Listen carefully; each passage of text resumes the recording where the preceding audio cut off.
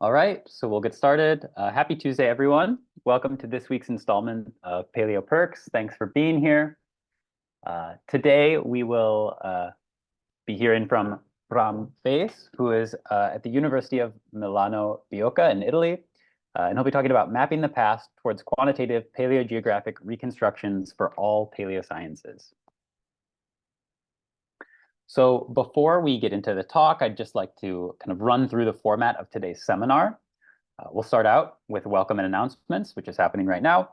After that, we'll have the talk itself, which will last about 30 minutes. We'll then go into a moderated question and answer session, which will last about 10 minutes. And after the question and answer, Bram has agreed to stick around for a tea time where we can kind of chat about scientific and maybe less scientific related things. And everyone is welcome there, but we especially encourage students and postdocs to attend. During the talk or during the question and answer session, we ask that you send any questions you have for Bram to the questions@PaleoPerks host. And now just a bit about PaleoPerks housekeeping. So PaleoPerks values the participation of all folks interested in the paleosciences. Please remember to abide by our code of conduct during today's seminar. You can find that on our website, paleoperks.com. You should be muted already, but if you are not muted or if you find that you become unmuted during the talk, we ask that you please mute yourself and keep yourself muted during the talk to respect our speaker and to make sure that there's a quiet atmosphere for our speaker to give the talk. Again, if you have any questions during or after the talk, you can send your questions to the questions@PaleoPerks host, or alternatively, you can use the raise hand function. If you have any technical issues throughout the talk, you can also send questions or problems about technical issues to the questions@PaleoPerks host as well. We have closed captions built into Zoom. You can use the CC button to show or hide them. Additionally, we are always looking for people to give seminars. So if you know an outstanding early career researcher, you can nominate them at this link, which will be shared in the chat soon. And we would encourage you to do that. Additionally, we are collecting weekly feedback for demographic information. This is anonymous and optional, but we do encourage it because it's very helpful to us. So you can also find that link in the chat window. So those are our kind of housekeeping things. So now a bit more about today's speaker. So our speaker today is Bram Vaes.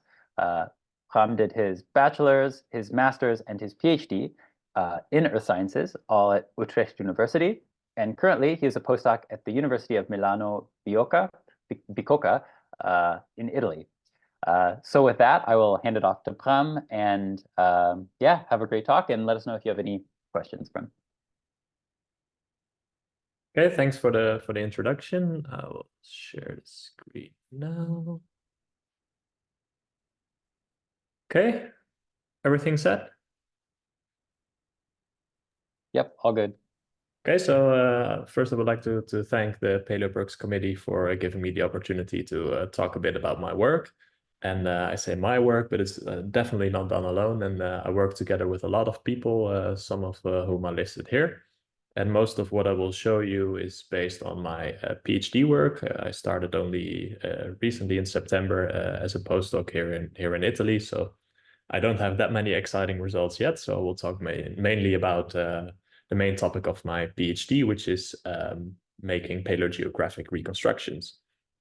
So I'll start today's seminar with one of the most famous pictures of all time, which is this pretty nice view of the Earth from the Apollo 17 mission. It's a photo taken in 1972, often referred to as the blue marble.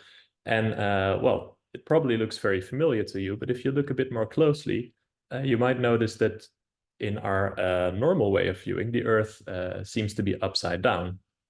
And from a space perspective, there's actually no such thing as up or down. So we are so used to seeing the Earth from a fixed reference frame that actually this picture may seem odd to us. And this reference frame, like having a fixed view of the Earth, not only for the present but also in the past, is going to be the main theme of today's talk.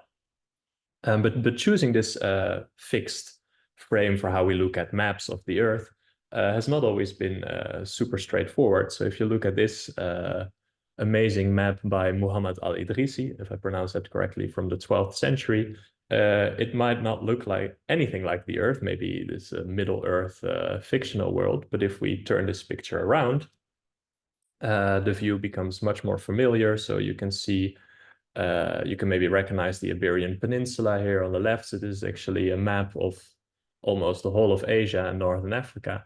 That starts to look quite like the view we're used to. And one of the main, one of the main breakthroughs to making these maps was only in the 16th century when people from Belgium decided to put north up on maps, so to have a fixed reference frame for how we would construct these maps of the present day Earth. Oh, how can I? Oh, yeah, okay. So an essential tool to make these maps in those centuries was then the compass, which provided us with a reference to find north, to find a magnetic north, which would be the preferred fixed reference point for how we would make these maps. So now onto paleogeography, because that's not about mapping the present day Earth, but it's about mapping the Earth in some deep time, in mapping the Earth in the past. And these kind of maps provide the framework for studying many aspects of Earth's evolution, such as geodynamics, paleoclimate, paleobiology, paleoceanography. And here you see an example of two paleogeographic maps for the Permian, showing some coal deposits or glacial centers.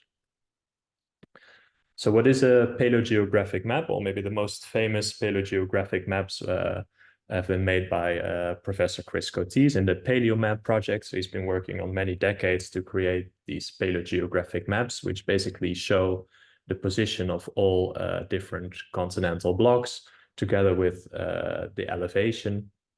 So basically the paleotopography, and also some reconstructions of the paleobathymetry of the past oceans. Okay, so there are actually many types of paleo maps. So here you see a few as listed by Chris Coates. So you have paleocontinental maps that show the position of the different continents in the past. In this case, for the late Cretaceous, about 80 million years ago. You can have paleoclimate maps showing the climatic zones in the past, plate tectonic maps, and the bottommost one is then a paleogeographic map in his definition, showing the topography and the bathymetry here covering the entire Earth for the late Cretaceous. So how have these maps so far been made? So here you see another example of a paleogeographic map at a Permo-Triassic boundary about 250 million years ago. And the basis for such a map is first like a paleo-continental reconstruction, where you position all the different continents relative to each other in time and relative to a certain reference, which could be the Earth's spin axis, but it may also be another reference, as I will talk about a little bit later today.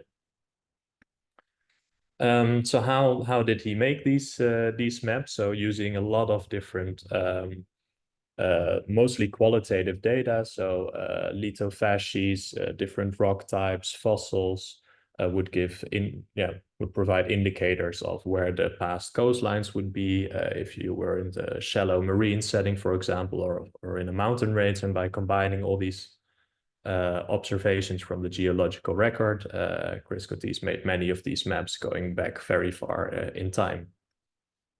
However, these maps have some important limitations. So these are, like I said, mainly based on qualitative information, such as fossils, rock types, and it's often up to the original authors of that study on how a certain rock deposit, for example, was interpreted in terms of paleoenvironment.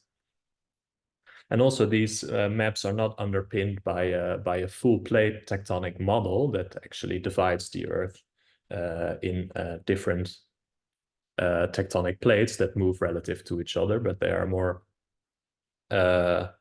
like reconstructions of the separate continents somewhere on the globe, but these do not really provide quantitatively constrained plate motions.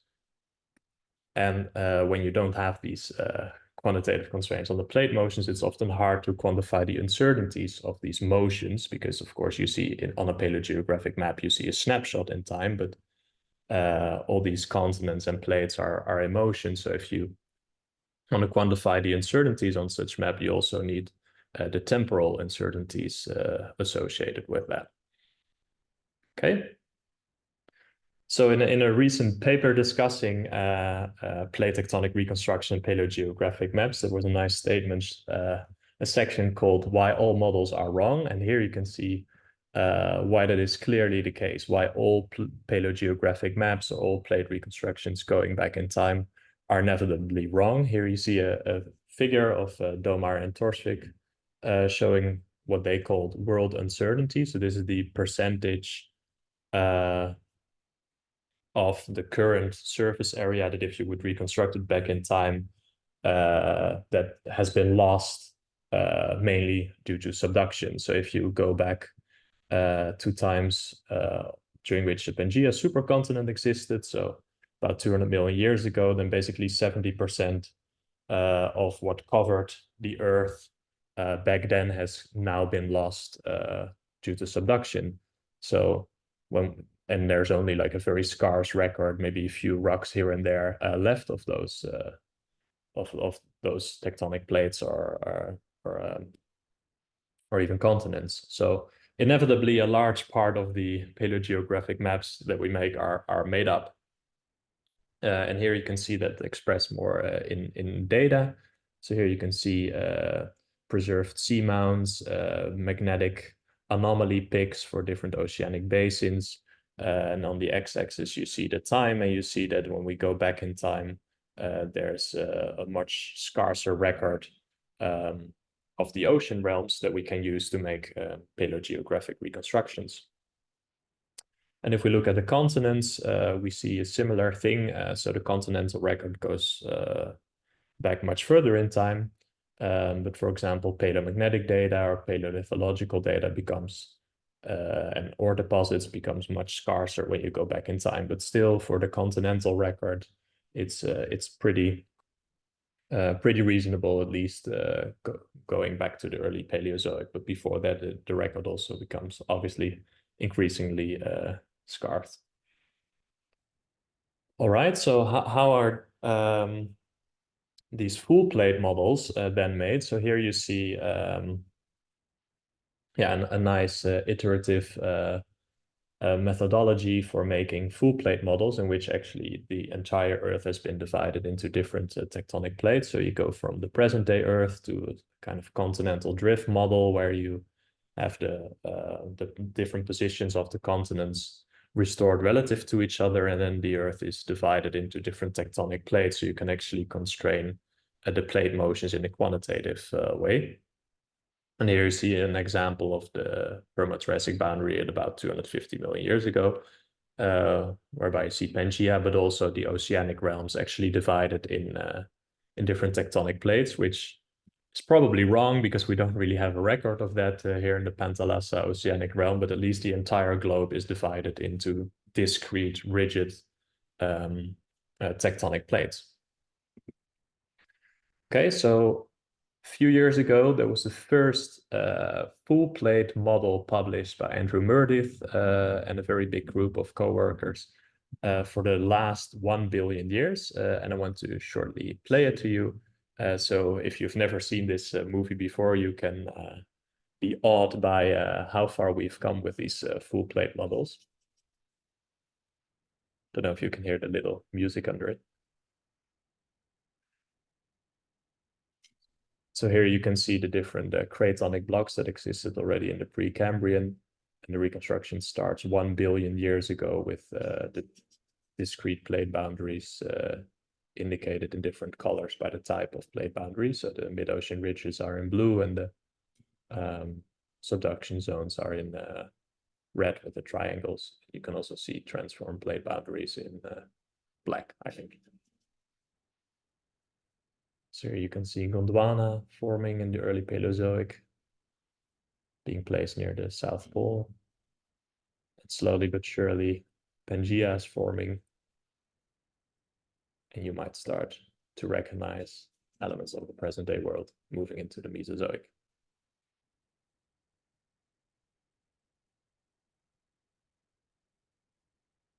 Well, I can basically watch this clip forever. So if you want to watch it more over and over again, please go to YouTube where you can find this video.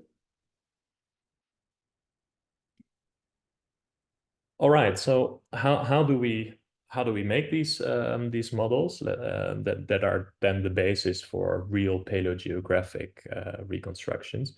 So the first important thing to do this is to reconstruct the continents in terms of latitude. So latitude is basically the position relative to the equator and the north and south pole. So like the early map makers centuries ago, we wanted to make maps with a fixed reference frame. In this case, the poles and the equator, and to do that, we can use something called paleomagnetism, which is then essentially our compass for mapping the past. So here you see another figure whereby the paleomagnetic direction shown with the black arrows can tell you something about the position of a made-up continent. So, for example, if the inclination, which is the angle between the horizontal and the magnetic field, is horizontal, it tells you that a certain continent was positioned near the equator, and if the angle is steeper, then the continent would have been positioned at more temperate latitudes. So rather than relying on these more qualitative data like paleobiological faunas or paleoclimate indicators, paleomagnetism actually provides a more quantitative tool to reconstruct the paleolatitude of a certain continent at a certain time. So then paleomagnetism in a way provides our compass to map the past. Okay, so using paleomagnetism, using paleomagnetic data obtained from rocks of different age from different continents, we can cast such a whole plate reconstruction in a global frame of reference, constraining the location of continents and tectonic plates relative to the Earth's spin axis. So here you see a figure of Torsvik and Cox in 2012, 100 years after the famous paper by Alfred Wegener, where you can see the reconstruction of Wegener of Pangaea without paleomagnetism, so with all the continents reconstructed relatively to each other by closing the oceanic basins. But they are positioned kind of in a random position relative to the equator and the poles. And in the bottom figure, you see how the more or less the same reconstruction 1 century ago, so that didn't change much, the same relative reconstruction, using paleomagnetism allows you to position these continents relative to the Earth's spin axis and relative to the equator.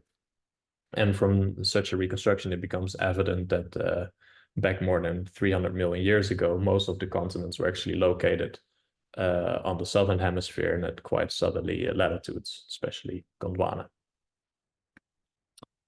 So with this paleomagnetic reference frame and a global plate reconstruction, we can have a so-called paleolatitude framework. And my PhD supervisor, Douwe van Hinsberg, and others actually made a tool for that, for people who are not so much into making plate reconstructions, but still wanted to know the paleolatitude of a certain location through time. So they made this tool called paleolatitude.org, a paleolatitude calculator for paleoclimate studies. And here, for example, I've plotted the paleolatitude curve for Milano, where I currently am. And here you can see the estimated paleolatitude for the last 320 million years, basically for my office where I'm sitting now.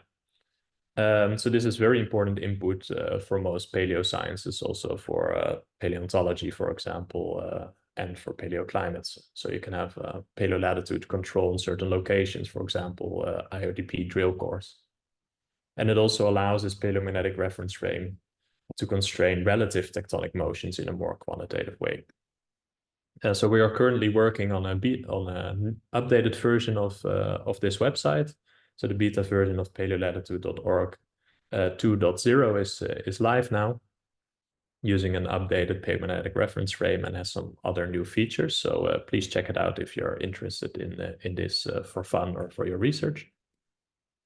Okay, so this is a nice figure made by my colleague in Utrecht, Rosa, showing that it's actually paleomagnetism that carries plate tectonic reconstructions and paleogeographic reconstructions in a way, because this is what can really provide us with a fixed reference frame back in time and can provide us with quantitative ways of reconstructing and positioning all continents relative to the spin axis and the equator, which is a very useful reference point for most paleo-sciences. So for those of you who don't know, the Earth has a magnetic field. I guess everybody knows that. And here you see a nice artist's impression of that. Oh, I don't know what happened here, but here this figure was used for the front of my PhD thesis, which was basically on how we use paleomagnetism for tectonic purposes and for making reconstructions of the past Earth. Okay, so a short introduction to paleomagnetism. So the main hypothesis of paleomagnetism is the so-called geocentric axial dipole hypothesis, which states that the Earth's magnetic field, when averaged over time, is basically approximated by a bar magnet that is aligned with the Earth's spin axis. So when you average the rapidly varying Earth magnetic field over a sufficiently long period of time, it approximates a dipole. And what that means is that the time average geomagnetic pole coincides with the geographic pole. So then basically we can use paleomagnetic data. If we obtain an estimate of the past geomagnetic pole, we know where the past geographic pole was relative to that location. So here you see how the inclination, so the angle of the magnetic field varies with latitude. So there's a direct relation between the inclination that you can measure in rocks and the latitude where these rocks were deposited in the past. So what is sufficiently long then to average the more short time scale variation of the magnetic field? And these estimates vary, but it's considered to be about a few thousand years or up to tens or maybe even 100,000 years. Okay, so how do we know this is true, this prime assumption in using paleomagnetism to reconstruct the past Earth?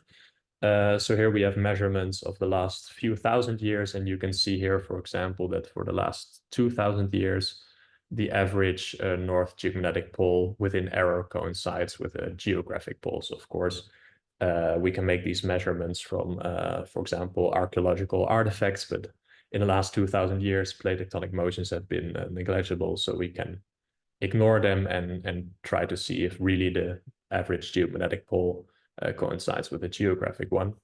And here you see some further models showing that the modeled geomagnetic pole coincides roughly with the spin axis. So this seems to work. Okay, so testing the hypothesis in geological past. Here you see 30 results from lavas with an age of 0 to 5 million years. So still plate motions can be more or less ignored. And you can see that the predicted curve relating the paleomagnetic inclination with latitude and the data agree perfectly.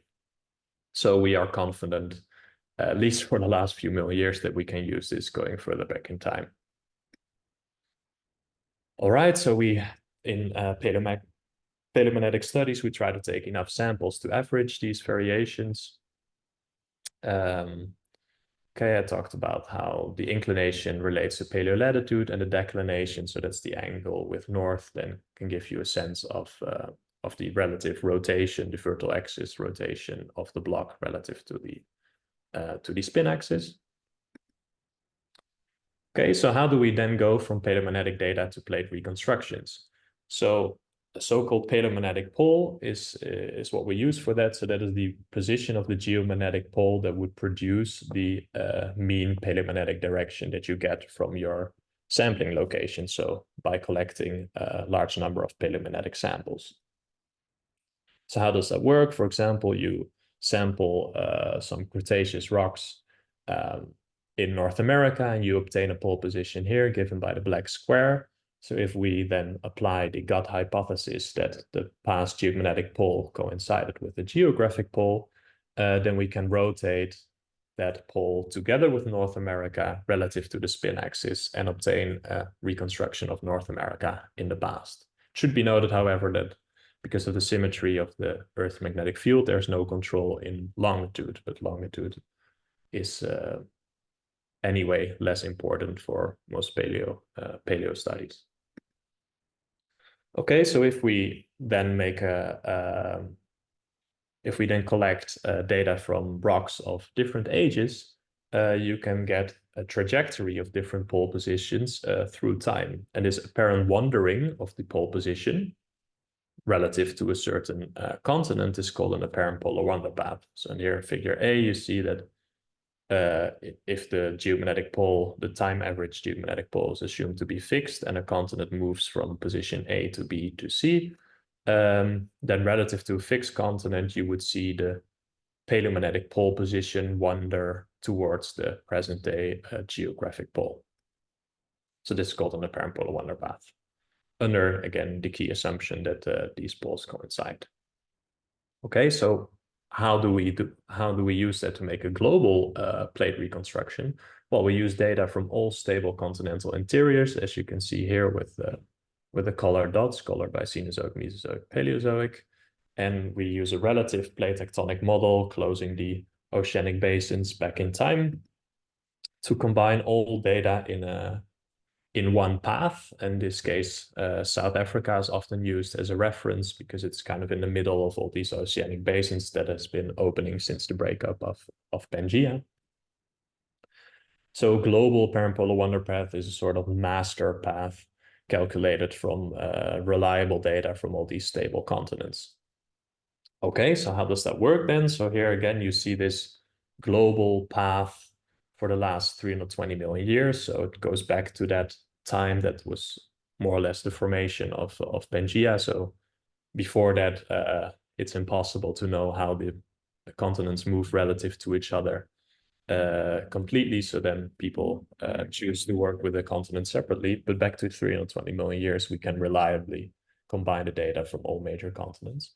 So if we want to have a reconstruction at 250 million years, we take that pole, we rotate it to, in this case, the South Pole because it's closer, and then you obtain a global continental drift-like reconstruction for all tectonic blocks relative to the Earth's spin axis. And again, there's no longitudinal constraints for this. Okay, so there are also more regional tectonic reconstruction. This is an example of what I did for my master thesis, but I will not go into details there. Okay, now in these constructions of these polar wander paths, often different data sets obtained from rocks of similar age are averaged within a chosen time window. So each study level paleomagnetic pole is then based on, of course, a large number of samples. Remember to average out the short-term variations of the magnetic field. However, each paleomagnetic pole in these reconstructions typically weighs equally, regardless of the number of data that's behind it and its uncertainties. And this was one of the main focus areas of my PhD.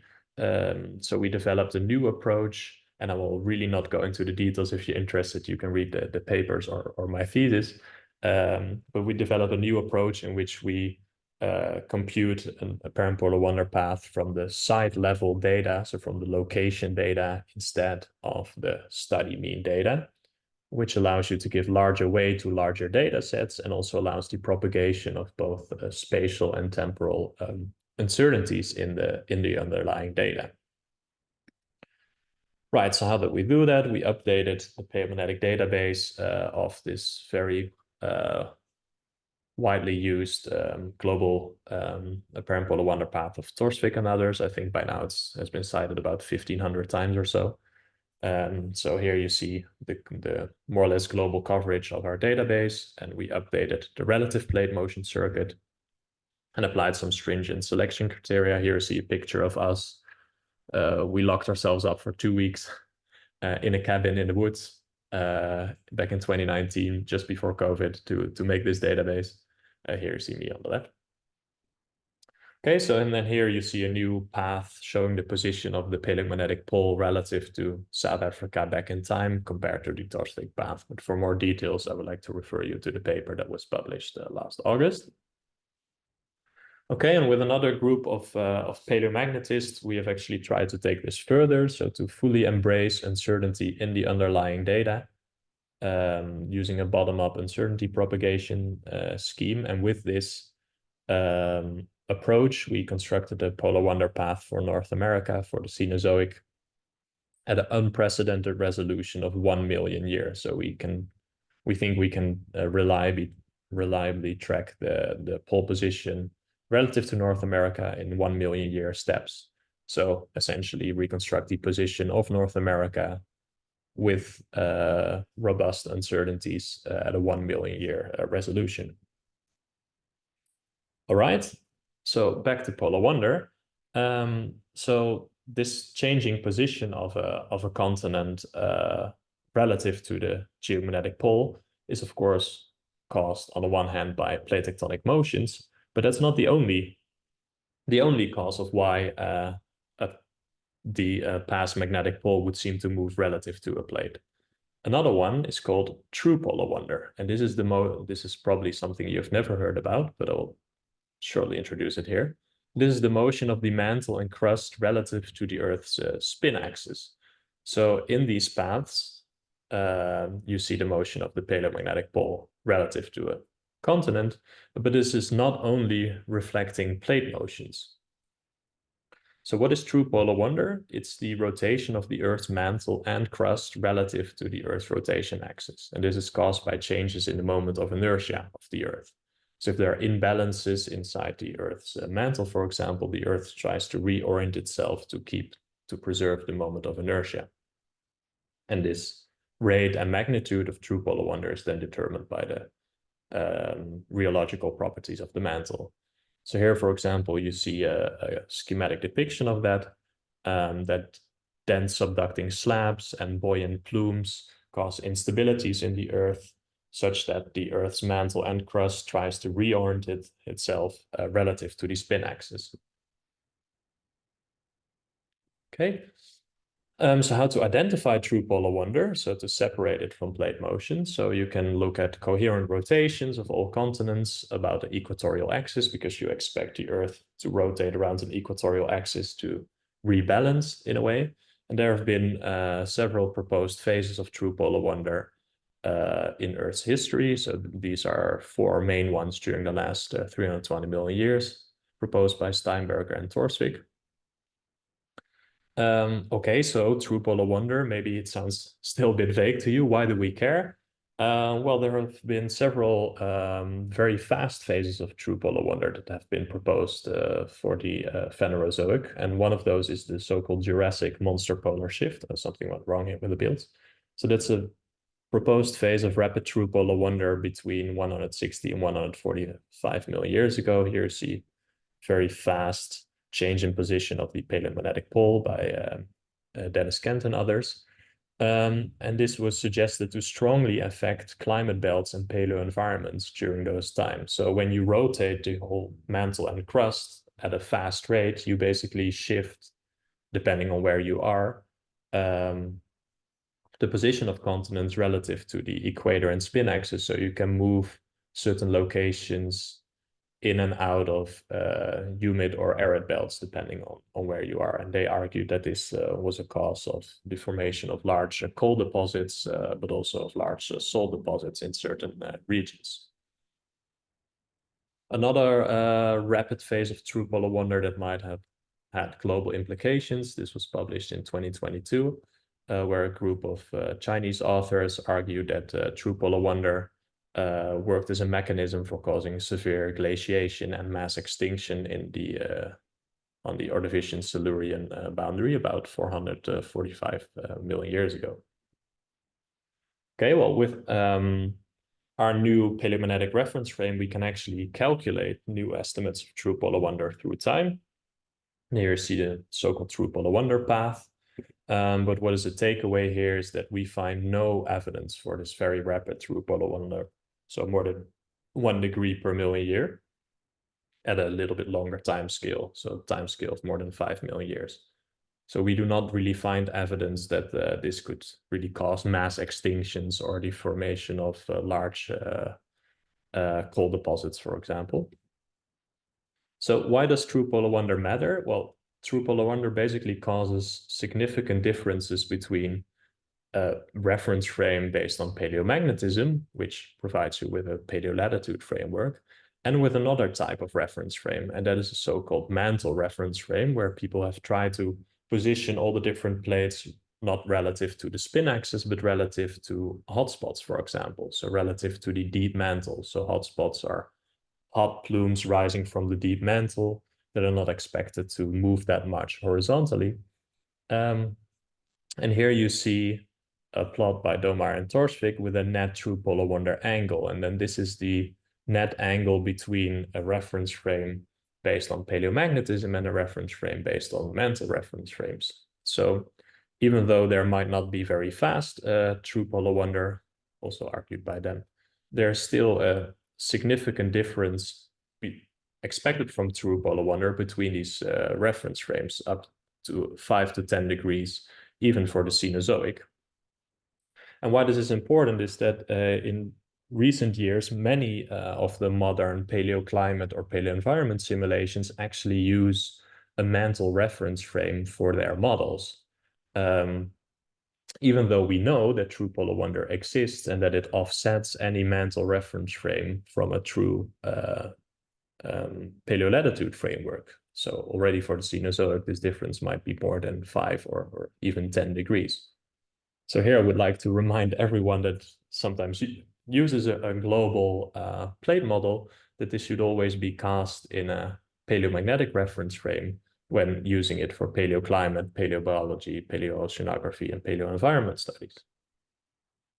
So in a paper that came out 2 months ago, Zhang et al. Explore if choosing a different reference frame for paleogeographic map actually matters or not. And they find, here you see 3 different paleogeographic maps for the Eocene, I think.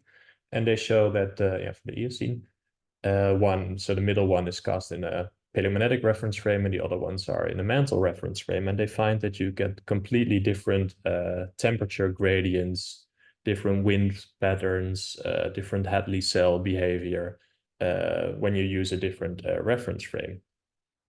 So these differences are essentially caused by true polar wonder, which is why it matters not only for solid Earth sciences, but also for most other paleosciences that might be unaware of this process.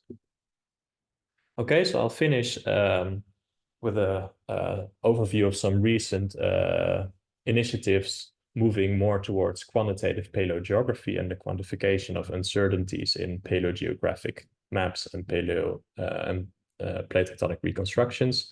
So here's a very useful review paper of last year by Mariah Seaton and others, where they compared the paleolatitude of different plate tectonic models. And here you don't see the time scale, but this is for the entire Phanerozoic. And you can see that, for example, for relatively smaller blocks, such as North China, the difference between 2 widely used plate reconstruction models in terms of latitude can actually become huge. So this is in the Paleozoic, where different plate tectonic reconstructions even predict a completely different hemisphere. Okay, and there's another very interesting paper that came out last year, Mind the Uncertainty, How Global Plate Model Choice Impacts Paleobiological Studies. And in this study, they compare the 3 most widely used plate tectonic reconstructions for the whole Phanerozoic. And here you can see how the paleolatitude varies between these models going back in time. So since the Jurassic, basically for most locations on Earth, so for most cells in their model, the difference is less than 5 degrees. But if you go back further in time, then a very large proportion of the cells actually has a difference of more than 10 or even more than 20 degrees in paleolatitude. This is the difference in kilometers in between different points and how they are reconstructed back in time using these different models. So what effect might that have on paleobiological studies? Here you see a plot of the absolute paleolatitude of the northernmost or southernmost occurrence of crocodilomorphs based on 5 different plate tectonic models. And you can actually see that for certain time intervals, there's a up to 10 degrees paleolatitude difference based on the plate tectonic model at which latitude these crocodilomorphs have occurred. Okay, so I'll finish with then really going into the paleotopography, so in the paleogeography world. So in a recent paper by Jovid Aminov et al., they try to use a more quantitative approach to build paleo elevation maps. And here you can see these examples. And of course, again, these are underlain by a plate tectonic model that is cast in a paleomagnetic reference frame. And here they try to put paleotopography on those models in a more quantitative way, which provides a new avenue towards quantifying also the uncertainties. Okay, so I'll finish here with the take-home messages. So paleomagnetism provides the main quantitative tool to reconstruct paleogeography, and recent advances in uncertainty quantification in paleomagnetism have been published in the past years, and there's a new global paleomagnetic reference frame for the last 320 million years that you can all check out. It's published in Earth Science Reviews. We've come up with new estimates of true polar wonder, so this paper is currently in preparation. These show no real evidence for very rapid true polar wonder phases at relatively long timescales. Then again, the same warning, a paleomagnetic reference frame should always be used for paleo-sciences. So skip the hotspot reference frame and always use a paleomagnetic reference frame if you do anything that is latitude dependent. And finally, there are, I think, very exciting times ahead for the construction of paleogeography in a more quantitative way. And we are really getting on to trying to quantify the uncertainties in a better way, which could then help all paleo-sciences that use paleogeographic maps as input for their work. Well, thank you all for watching, and I'm happy to take any questions.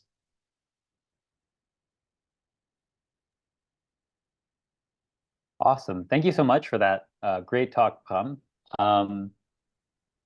And yeah, with that, we can get started with the question and answers. We actually have already had a few that have come in during the talk. But to everyone out in the audience, if you have questions, please send those to questions@paleoperks. But we can just hop right into it with our first question, which was submitted by Karthik Sender. And he asks, is there a suitable map projection that is most apt or fitting to be used for any particular paleo map? For example, normal cylindrical projections are most useful for X-type paleo maps.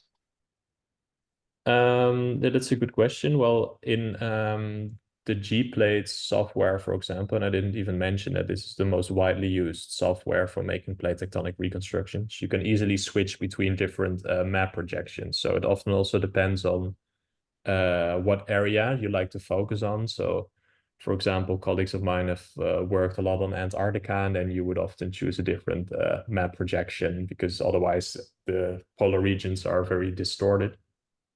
So I don't think there's one size fits all map projection. It really depends on what area you're looking at, or and if you work on a global scale, then probably sometimes you want to focus more on the oceanic realm. So for example, on the Pacific realm, so you also want to change the longitude of your projection. So I guess it really depends. But if you look at the Chris Coty's review paper of 2021, then you can really see the difference in these different projections. He shows the paleogeographic maps in those different projections. So it is highlighted like why certain projections are useful for certain cases. So I would have a look at that if you're interested. Yeah, that definitely makes sense that, different applications have different kind of ideal maps to use. Great, thank you. Okay, our next question. Any thoughts about field behavior back in the Paleoarchean when the field is hypothesized to have been less stable?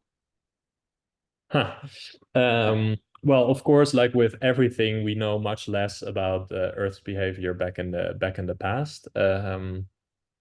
I I don't know much myself about the geomagnetic field in the Precambrian, but I know that at least in the Mesoproterozoic, you have a very stable dipole field, supposedly. So there are good reconstructions of the motion of Laurentia, for example, for hundreds of millions of years. But if you go back further back in time, then people have argued that using different paleomagnetic pole positions, we could establish when plate tectonics started, but these are all very controversial. So you might have a geomagnetic field that worked differently because the Earth was much hotter. So there might also be a contribution of the magnetic field, not only in the core, but also in the much hotter mantle, supposedly. So no, I wouldn't really not know about that, but I do know that the Earth's magnetic field probably worked very different if you go back that far in time. That makes sense. Great, thank you. Okay, our next question. Amazing talk. Could you please summarize again why paleomagnetic framework is preferred over the hotspot framework? Why is the hotspot framework less accurate with latitude reconstruction? Well, it's not less accurate. It's just a different thing. So in a hotspot reference frame, you try to reconstruct the plate motions relative to the hotspots. So basically relative to the mantle, if you assume that the hotspots rise more or less vertically. Well, we know that hotspots also move laterally a bit. So people have constructed a so-called moving hotspot reference frame. But in essence, what is important to remember is that a hotspot frame reconstructs the motions of plates relative to the mantle, where paleomagnetism allows you to directly reconstruct plates relative to the spin axis. And of course, the spin axis also gives you latitude. So, I mean, the equator is right between the two geographic poles. And the offset between these reference frames is what is true polar wonder. So that's the difference between mantle and crust compared to the spin axis. So we know that is non-zero.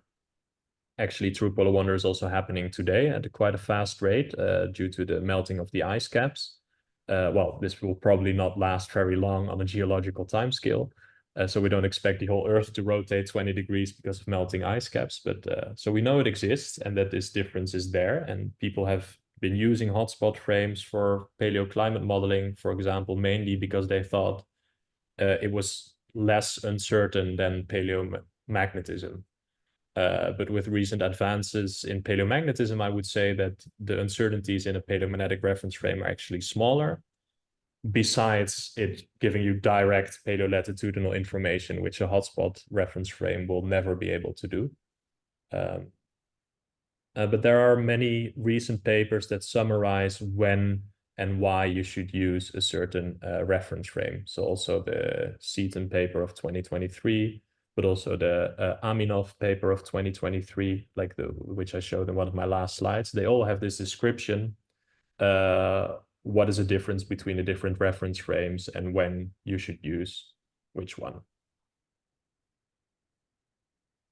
Awesome. Very interesting. Yeah, thank you. Okay, we have another question that was submitted by Karthik Sender. And he asks, how does this main assumption in paleomagnetism and subsequent applications in plate reconstructions accommodate for magnetic pole reversal, especially at lower latitudes? Yeah, that's a very good question. So often if you collect a large data set that you want to be able to average the secular variations of the field, then you obtain paleomagnetic directions with different polarity. So actually within your data set, you often have directions that are of both normal and reverse polarity. So there could be only one polarity reversal within your sampling data set, or there could be more. So one of the main tests of the reliability of a data set in paleomagnetism is that you compare the two antipodal directional data sets. And if they are truly antipodal to each other, then you know that you have a reliable data set that has not been remagnetized later on, for example. So we actually use that to test whether a paleomagnetic data set is robust. But yeah, it's true that if you go further back in time, you cannot really tell which one of the polarity phases was actually the normal one and which one was reversed. So if you go further back in time, you actually have two hemispheric options for placing a certain continent, one on the northern and one on the southern hemisphere, but then you have to also rotate it. So yeah, that's why we start at the present and go back in time when making these reconstructions. So you know that you don't suddenly like take a continent from 30 degrees south to 40 degrees north and so on, because yeah, you go backwards. So basically you can hopefully, if there's no big gap in the data, you can tell when a certain continent crosses the equator. So when you run into these problems. That's a very good question. Great, thank you so much. Yeah, very interesting. Okay, the questions are still coming in. So our next question was submitted by Daniel Segessenman. And Daniel asks, well, he starts out by saying, "Thank you, this has been a very interesting and illuminating talk." And then asks, "Do you have any advice or recommendations when choosing a paleogeographic model to use for a study that covers Laurentia or continental scales more generally, particularly in terms of choosing a model that may least offend reviewers?" Well, that really depends on the time period that you're interested in. So I guess for Laurentia, that would be quite far back in time. Well, I think Laurentia has one of the most extensive data sets out there, and it's not really controversial, the tectonic history, but I know there's a book chapter by Nick Swanson-Heisel, who is in Berkeley, that described the paleogeographic history of Laurentia for the last 2 billion years, maybe. And I think what he does is pretty widely accepted amongst the community. So you can have a look at that. But that's really the motion of Laurentia, which later becomes North America. Yeah, in isolation. So it's like pre-Pangea times. But I guess that's what you're interested in. Yeah, hopefully that answered the question. But if not, I suppose Daniel can get in touch with you and maybe follow up. Okay, our next question.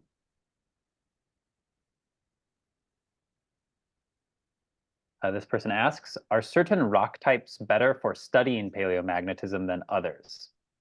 If so, would it be possible to incorporate this uncertainty or data quality into these polar wander studies? Or maybe it's already been done."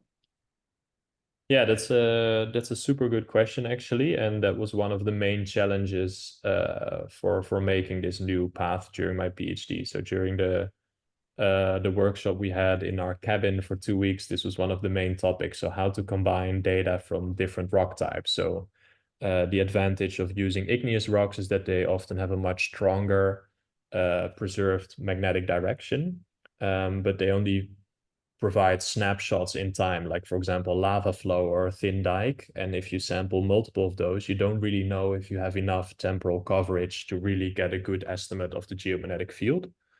For intrusive rocks, for example, there's a big problem that you don't know the paleo-horizontal, so you cannot rotate the directions you measure in the lab really robustly to the past horizontal, which you need to get the directions.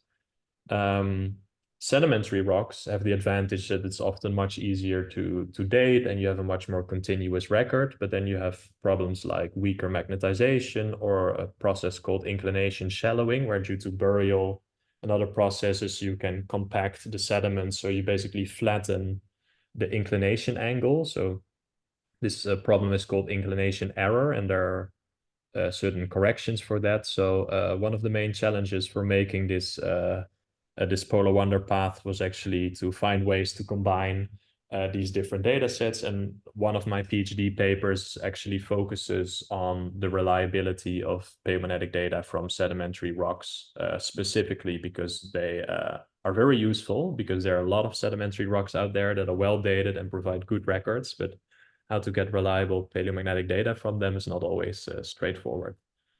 So they all have their advantages and disadvantages, but I would surely say that dikes or lava flows and well, sedimentary records with good magnetization are definitely the best ones. So you don't want intrusives, for example, where you cannot really identify the paleo-horizontal.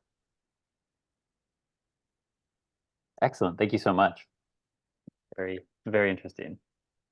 Also, I'm not sure, Clem, if you saw it, but Daniel did kind of comment. He said, "Thank you. That is a helpful response." So Okay, great. I think you did a good job answering the question. Well, of course, that's why I put my email here, that if people have further questions or need to leave, that they hopefully like send me an email. Awesome. Okay, our next question. Which time window in the Phanerozoic is in need of more data collection when it comes to apparent polar wander reconstruction? That's a nice question. So actually, since the last big global parampolar wander path of Torsvik,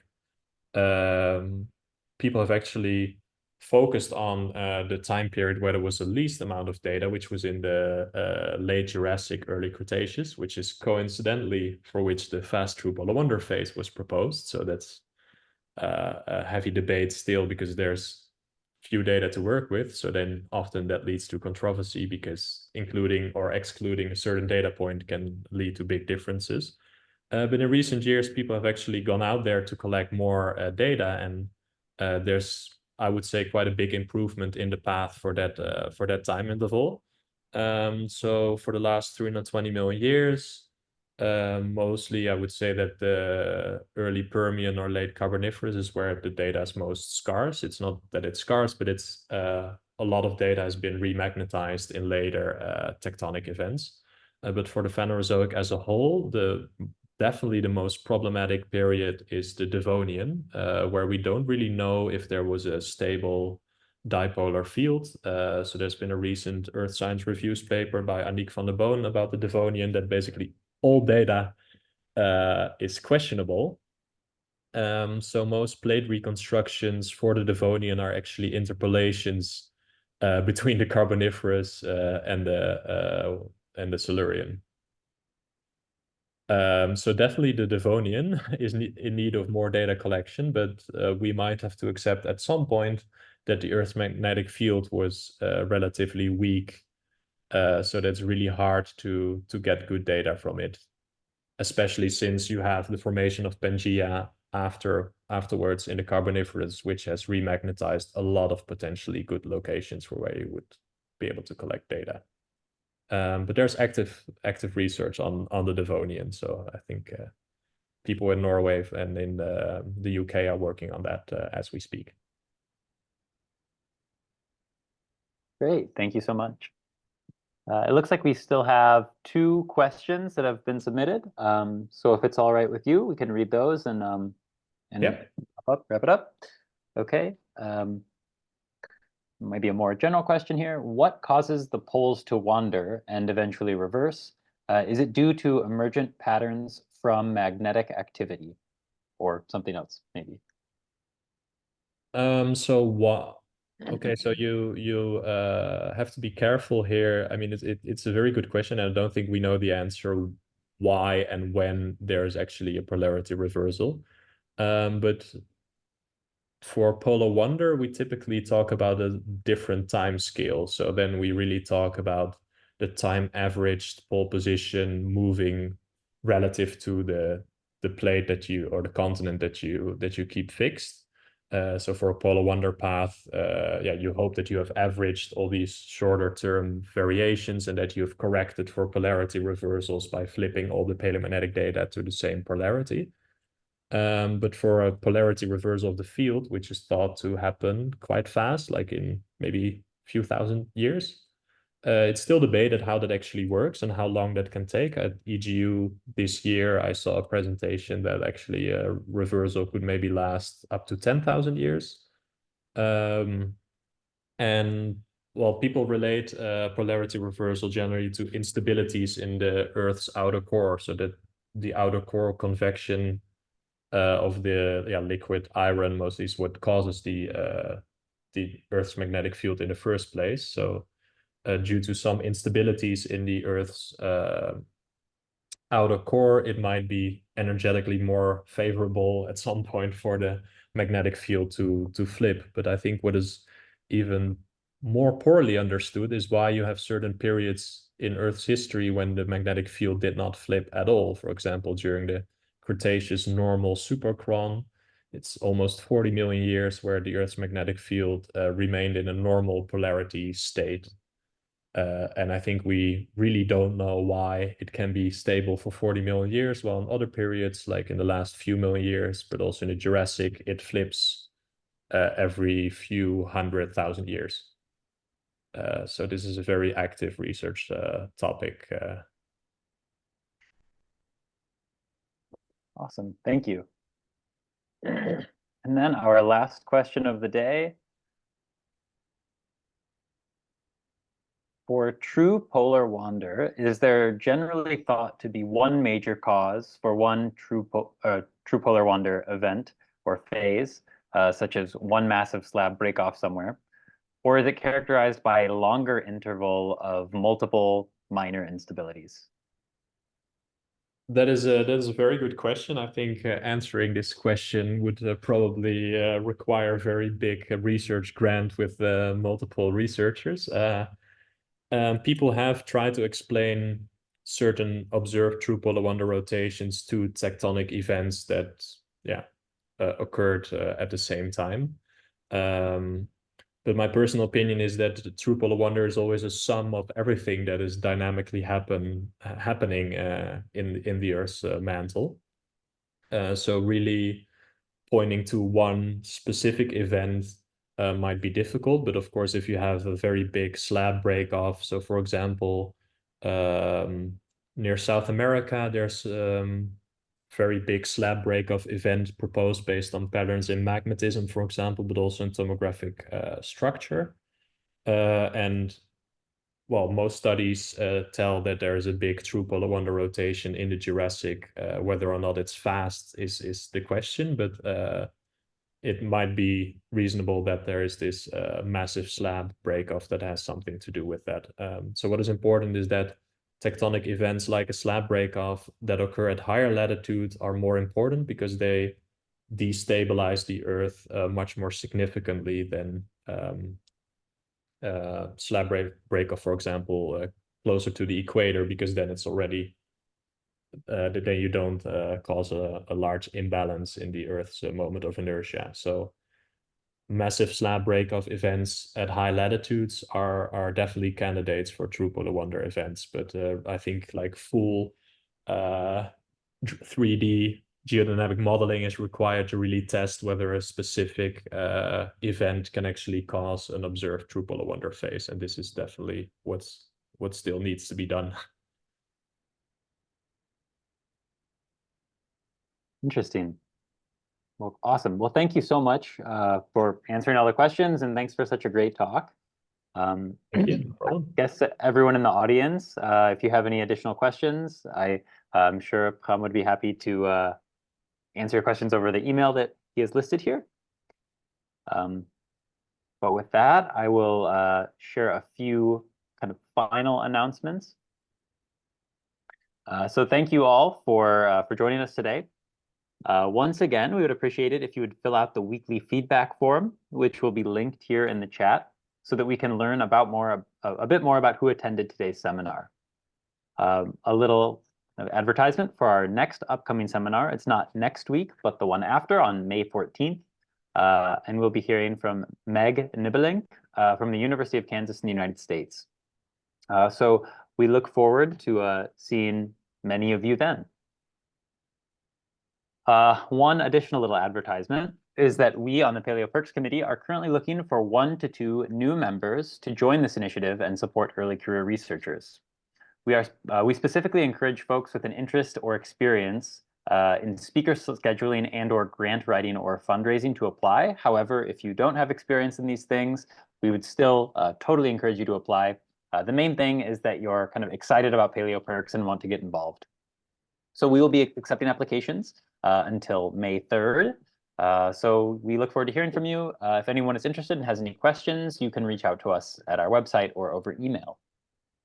And that application link will be shared in the chat once again. So we'll have a quick break before going into tea time. So let's take 2 minutes. You can get up, walk around, have a drink of water, etc. And we'll meet back here in 2 minutes for anyone who's interested in having a more casual conversation with our speaker today. If you have any paleo pets, they are, of course, welcome to join. We always love to see them in the webcams. So yeah, we will reconvene here in 20 minutes. And to anyone who is going to be leaving, thanks again for attending, and we hope to see you soon.